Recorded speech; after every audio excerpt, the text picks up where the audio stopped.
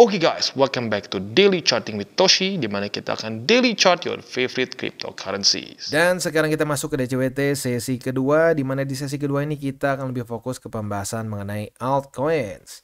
Nah, sebelum kita masuk, seperti biasa, gua akan ingatkan bahwa salah satu cara termurah dan termudah untuk mendukung TCI adalah dengan like our video, ya. Oke, kita bisa di sini lebih bearish dibandingkan dengan sesi pertama, ya. Dan Bitcoin sudah retest kedua, ya, di 67.610, ya.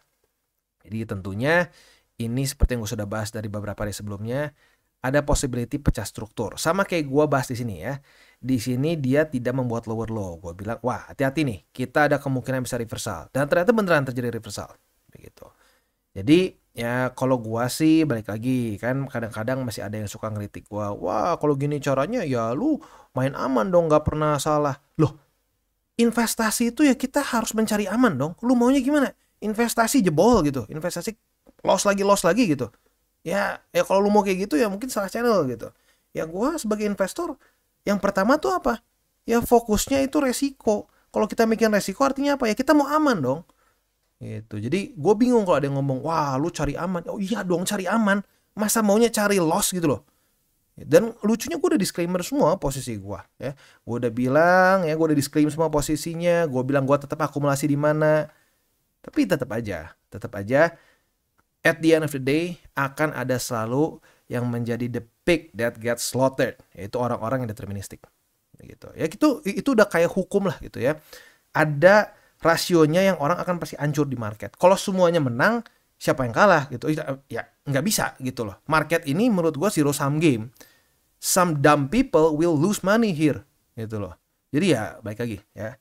Itu satu hal yang mungkin gue harus coba pelan-pelan ilangin dari otak gue. Kita nggak bisa semua orang kita convert dengan cara kita gitu. Ya kalau gue mau, idealnya sih seperti itu. Gue convert ke cara gue. Ya udah gitu, ya faktanya gue pribadi profit dengan cara itu. Dan gue cukup yakin lu mau ngomong ke siapapun gitu, ya, ke investor yang actually benar-benar know what they're doing, nggak akan protes dengan cara gue. Dengan cara maksudnya apa ya? Mempersiapkan dua arah gitu loh. Kita siap kalau dia turun, siap maupun naik. Makanya kalau orang berargumen, wah lu pengen cari aman aja, ya iya dong. Kita invest maunya apa? Cari bangkrut gitu, ya. That's weird as hell menurut gue, ya. Nah, selain dari itu, tadi ada bukan tadi ya. Tadi atau kemarin lah, gue lupa, ya. Ada pembahasan yang cukup menarik. Ya bang, gue udah sering banget denger lu ngomongin soal resiko. Intinya, resesi gak sih bang? Gitu, gue mau siap-siap nih. Nah, gini ya. Kita, sekali lagi, adalah channel data dan fakta. Faktanya apa? Jerome Powell aja 2019 salah. Ya, maksudnya salah gimana bang? Kita tahu di 2019 lu boleh cek sendiri, ya. Bahkan subscriber gue ada yang sempat ngomong, gila bang, bener gue cek 2019 percis kayak yang lu bilang. Ya iya kan, masa gue ngebohong? Ngapain ngebohong gitu, ya. Interest rate di 2019 bulan Juni, Jerome Powell tuh berkata bahwa kita kemungkinan besar tidak akan menurunkan interest rate sampai 2020. Bulan depannya turun. Bulan depannya. Gue cukup yakin Jerome Powell gak mau terlihat bodoh, ya. Siapa yang mau terlihat bodoh? Gak ada orang di dunia ini yang pengen terlihat bodoh. Bulan depannya langsung turun, itu kan dia terlihat konyol sekali kan. Artinya apa? Berarti si Jerome ini bahkan tidak siap akan terjadi resesi. Dan voila, terjadi. Itu Jerome loh. Si Jerome Powell itu adalah siapa? Chairman of the Feds. Dia punya data real time. Kita data semua nge-lag dibandingin dia. Jadi kalau lu ekspektasi ada orang yang benar-benar tahu, ya, bukan tebak-tebakan, yaitu lu delusi menurut gua. Tidak ada yang tahu ini akan resesi enggak, resesinya kalau sampai terjadi parah atau enggak, soft landing atau hard landing, we don't know. Itu loh. Makanya kenapa di market ini banyak hal yang kita tidak tahu. Yang kita jadi PR buat kita apa? Ya kita mempersiapkan semua senarionya. Gitu. Baik lagi, ya. Gua akan selalu ke situ lagi. The fact that we don't know itu yang membuat kita harus lebih berhati-hati lagi dan lebih mempersiapkan porto kita kalau sampai terjadi senario apapun. Begitu, ya. Gue udah bilang, masih ada yang kayak mungkin berpikir gini, wah bilang aja lu udah gak ada posisi, sekarang lu pengen dia turun terus lu beli lagi. Enggak, gue tuh masih porto gue tuh rata-rata semua harga tuh di sini. ya. Harga BTC gue tuh di sini. Gitu. Dan BTC yang gue udah TP pun, gue masukin lagi ke ALTS dalam posisi sekarang juga masih hijau. Gitu. Jadi kalau mau ngomong, fantasi gue sih ya dia ngepam. Ya, wah kalau gue pengen request gitu ya, request dan pasti dikabulin, udah pam aja sampai 1 juta. Gue kayak tajir melintir gitu ya. Ya tapi faktanya kan kita nggak bisa seperti itu. Kita faktanya harus melihat ya market itu bukan punya bapak moyang kita gitu kan. Maka dari itu gue selalu kembali lagi ke apa ya, kita harus siap dengan skenario bullish maupun bearish. Sama juga dengan skenario resesi atau enggak ya. Ya kita harus lihat nanti ya, karena the Fed aja bisa salah gitu ya. Dia bilang, wah kita tidak akan meningkatkan interest rate lagi sampai 2020. Bulan depannya kena. Itu mereka data paling lengkap. Itu aja salah. Gitu. Jadi janganlah sampai kita terlalu sombong, ya, terlalu angkuh dengan cara berpikir kita, dengan mungkin cara analisa kita, sampai kita nggak berpikir ada kemungkinan analisa kita tuh salah, ya, analisa awal kita tuh salah dan tidak mempersiapkan skenario kalau kebalikannya. Itu literally yang terjadi di ke Ray Dalio di tahun 80 atau 70-an. Gitu, lu bolehlah pelajarin, itu bagus banget menurut gua, ya. Jadi itu satu hal yang gue pengen terus tanemin di otak para subscriber gue, ya. Nah, paling gampang kayak apa sih visualisasinya ini? Ya, analoginya adalah bermain Jenga. Jerome Powell itu seperti menarik satu persatu Jenga ini, ya. Mungkin kalau di Indo banyaknya bukan Jenga sih, mainnya Uno ya. Walaupun dimaininnya nggak pakai kayak Uno, dimaininnya kayak Jenga sebenarnya ya. Dia tarik satu. Apakah si Jerome Powell tahu di mana ini akan jatuh percisnya? Enggak. Gitu. Walaupun dia yang lihat percis, dia yang tarik juga gitu ya. Dia yang memutuskan apa kebijakan ekonominya. Tapi dia sendiri pun bisa nggak tahu kapan akan jatuh. Jadi lagi-lagi kalau lu bertanya resesi pasti atau enggak, ya lu coba main Jenga deh, di mana yang pasti akan jatuh, ya nggak tahu. Gitu ya. Tapi semakin banyak ditarik, semakin banyak data-data buruk, itu akan semakin besar potensi untuk jatuh. Nah, jatuh ini adalah analogi untuk apa? Resesi atau krisis. Begitu, ya. Oke. Itu kurang lebih gambarannya. Next kita akan lihat ke kondisi makronya ya. Gue udah bahas ya sebenarnya ya.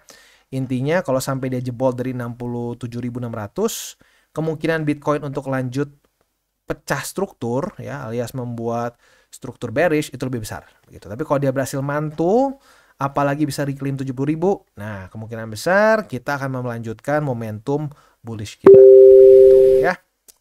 Oke, nah selanjutnya kita geser ke Ethereum. Ethereum lagi-lagi masih ada yang nanya, Bang ini kira-kira kapan akan mulai trading? Kalau data yang gua terakhir punya dari JP Morgan itu harusnya sebelum Oktober menurut mereka. Tapi ya we'll see kapan ya.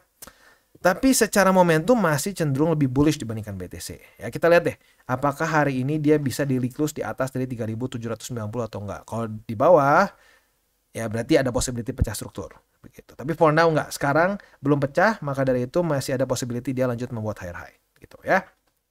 Oke. Selanjutnya gue ingatin lagi, besok ya, bukan hari ini nggak ada yang penting, besok akan keluar 2 data yang sangat penting. Yang pertama adalah GDP ya. GDP kuartal 1, seperti yang kita tahu ya, salah satu cara untuk menunjukkan kita sedang dalam masa resesi atau enggak adalah GDP. GDP 2 kuartal berturut-turut merah itu menandakan kita dalam resesi begitu ya. At least itu salah satu interpretasinya ya, karena Janet Yellen merasa tidak seperti itu katanya ya. Tapi ya baik lagi, itu salah satu cara paling gampang untuk mendescribe recession gitu. Jadi ini penting nih. Kalau sampai merah, nah kuartal selanjutnya apa nih? Kalau kuartal selanjutnya merah juga, resesi gitu ya. Initial jobless claim harapan kita ya tergantung. Lu pengennya apa? Kalau lu pengen indeks dolar melemah, berarti harapan kita adalah dia lebih tinggi daripada ekspektasi. Tapi kalau berharap dia lebih rendah, ya berarti otomatis vice versa ya, kebalikannya. Nah, itu kurang lebih ya. Dan malamnya lagi besok akan ada crude oil inventories. Jadi siap-siap, besok ada kemungkinan ada extra volatility gitu ya. Oke, kita akan umumkan roster kita pada hari ini. Akan ada pembahasan Solana, BNB, FTM, Manta, Render, dan NOT ya. Kelebihan nggak tuh? Kelebihan ya? Oke. Oh, sorry.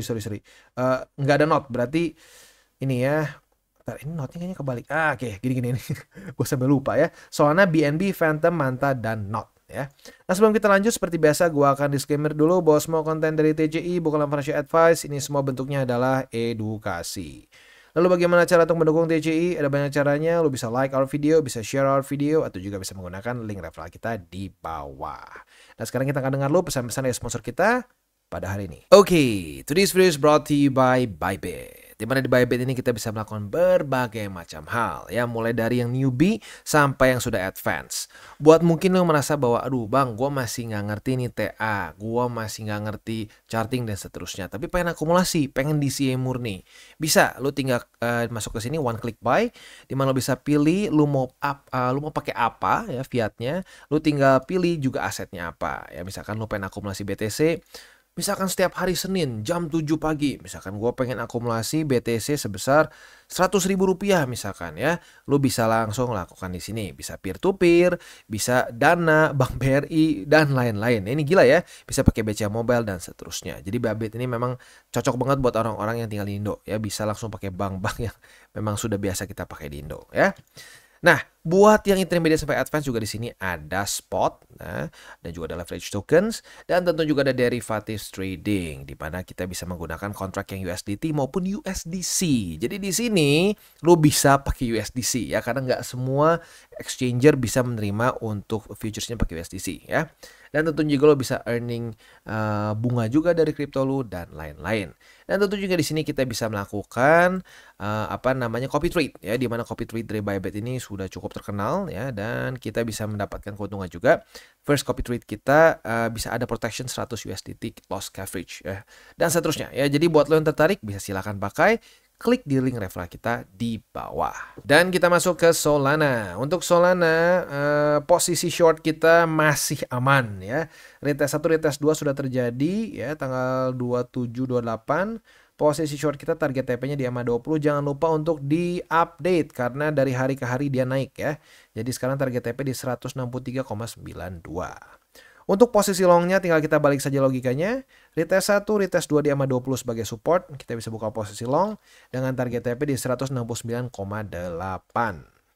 Untuk posisi spotnya, buy limit 1-2 tembus, yang tinggal tersisa adalah buy limit ketiga di EMA 20 di 163,92. Next kita masuk ke BNB, dan BNB kita bisa lihat di sini masih berhasil bertahan di atas dari EMA 50 setelah berapa lama ini, ya, dia.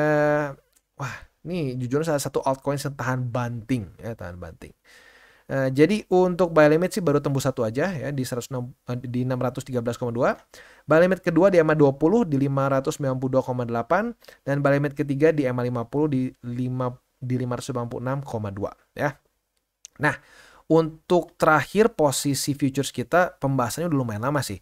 Terakhir pembahasannya posisi long dan udah kena target TP, berarti udah profit 4%-an, asik, ya. Untuk posisi shortnya kemarin tanggal 27 retest, tapi besoknya tanggal 28-nya nggak terjadi retest. Jadi for now untuk posisi shortnya, apabila terjadi retest 1, retest 2 di 613,2, kita bisa buka posisi short dengan target TP di EMA 20. Next kita masuk ke Phantom. Untuk Phantom, posisi short kita kena target TP walaupun dramatis, ya. Cuma nge-wick dan that's it, beres. Dan ini posisi shortnya pun short yang agresif, ya.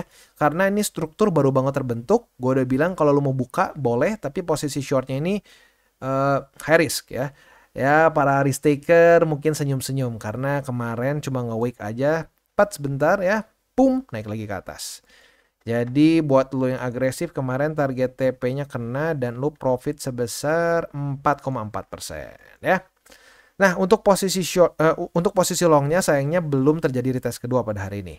We'll see. Kalau sampai hari ini terjadi retest kedua di EMA 20, kita bisa pertimbangkan untuk buka posisi long dengan target TP di 0,82.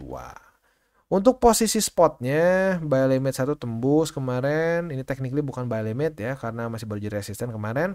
Jadi buy limit kedua di EMA 20 di 0,794 dan buy limit ketiga di EMA 50 di 0,7503, ya. Next kita ke Manta. Untuk Manta, lagi-lagi secara TA mulai menunjukkan tanda-tanda kehidupan, ya. Sebelumnya kan jelas nih, lower low, lower high, lower low, lower high, ya terus lah, lower low, lower high, lower low, lower high sampai enak ngelihatnya ya.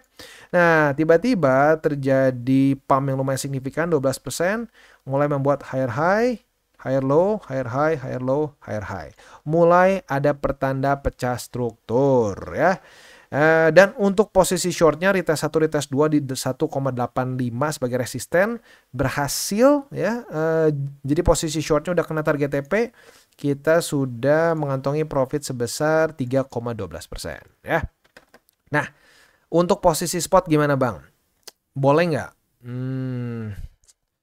Kalau menurut gua pribadi ini masih beresiko. Kalau lu mau akumulasi spot di Manta, ini masuknya ke akumulasi spot yang resiko tinggi gitu ya. Jadi buy limit pertama di 50, buy limit kedua di 1,79 dan buy limit ketiga di 1,65. Sekali lagi, ini adalah posisi spot resiko tinggi ya karena masih ada kemungkinan lanjut turun begitu ya. Untuk posisi spot udah ya, futures udah, tinggal not sekarang ya. Untuk not masih banyak yang request karena kemarin lanjut lagi nge-pump 7%, setelah nge-pump 59%. Jadi untuk not, posisi spotnya cuma 2 aja, di 0,00765 dan di 0,004812 ya. Dan gue ingatkan lagi, not ini masih secara market cap small ya, masih kecil. Jadi otomatis resiko akan cenderung lebih besar gitu. Jadi ekstra hati-hati ya. Posisi futures gimana? Untuk posisi futuresnya kemarin terjadi retest pertama di 0,0076. Nah, kita sebenarnya bisa buka posisi long. Nah, posisi long ini target TP-nya jujurnya masih, ini karena masih baru banget, masih belum jelas ya. Kalau mau ya mungkin boleh di struktur daily close kemarin, itu bisa jadi resisten juga technically speaking ya. Yaitu di angka 0,009277. Nah, kalau sampai jebol ke bawah dari sini ya, di bawah dari 0,00765, retest 1, retest 2 sebagai resisten, kita bisa pertimbangkan untuk buka posisi short dengan target TP di 0,004812 ya. Itu kurang lebih setup untuk pada hari ini. Gue baru inget ada yang sempat nanya beberapa kali, bang kenapa nggak pakai rupiah? Gini ya, menurut gue 90% lah ya, 90% trader kripto di dunia itu akan meng-quote dengan USD dan pakai USD ya untuk transaction. Maka dari bukan cuma transaction tapi untuk accumulation dan lain-lain. Maka dari itu kalau pakai USD support resistennya akan lebih solid menurut gua, ya lebih kuat gitu. Dibandingkan dengan rupiah tuh lebih random karena nggak banyak orang trade pakai rupiah, ya cuma orang-orang Indo aja. Dan orang Indo pun jujurnya lebih banyak pakai USD kalau gua perhatiin ya dibandingkan dengan IDR. Biasanya pakai IDR itu yang baru banget gitu. Nah, jadi lagi-lagi makanya gue nggak bisa pakai IDR karena pertama TA-nya nggak akan sebagus pakai USD. Ya, pakai USD akan lebih akurat ya setelah yang gue lihat beberapa kali.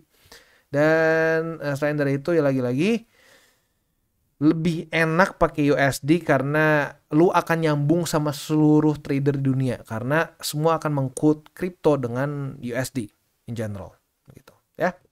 Oke, sebelum kita akhiri seperti biasa 3 golden rule, jangan pakai uang panas, jangan over leverage, dan berpikirlah jangka panjang. Oke guys, jadi itu adalah akhir dari segmen DCWT kita pada hari ini. Dan jangan lupa bagi kalian yang merasakan manfaat dari segmen ini, jangan lupa untuk share ke teman-teman kalian. Dan apabila lu pengen mensupport channel kita, ya TCI, jangan lupa untuk menggunakan link referral kita di bawah. Nggak wajib ya, tetapi apabila lu menggunakan link referral kita di bawah, ada macam-macam ya, dari Bybit, Huobi, Maxi, toko kripto, dan banyak lagi ya. Ya, walaupun nggak wajib, tapi kalau menggunakan link referral kita, lu secara langsung membantu perkembangan dari TCI. Dan satu lagi, jangan lupa juga untuk join Telegram group kita, di mana kita bisa ngobrol-ngobrol santai mengenai dunia cryptocurrency secara 2 arah. So, jangan lupa untuk like, subscribe, click the bell icon, and see you on the next video.